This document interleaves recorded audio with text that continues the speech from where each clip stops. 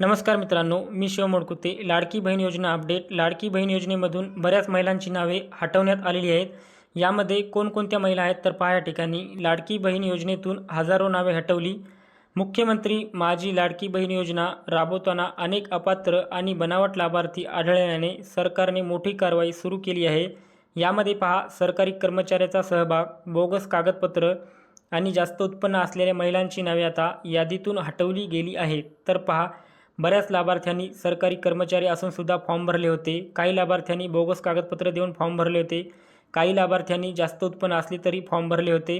तर अशा महिलांची नावे आता यादीतून कमी केली गेली आहेत. तर पहा, अपात्र महिलाबाबत सरकारची भूमिका काय आहे.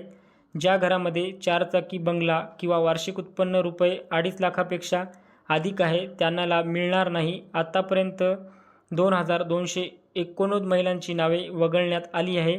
यामध्ये बहुतेक जणी सरकारी नोकरीत आहेत. तर पहा, सरकारने शोधून काढलेले आहे. यामध्ये 2289 महिला वगळण्यात आलेल्या आहेत. यामध्ये बऱ्याच महिला सरकारी नोकरीत आहेत. तर अशांना आता कमी करण्यात आलेलं आहे. तर तुमचं नाव यादीत आहे का नाही, घरबसल्या कसं तपासायचं, तर पहा या ठिकाणी अधिकृत वेबसाईटला भेट द्या. ladkibhin.maharashtra.gov.in.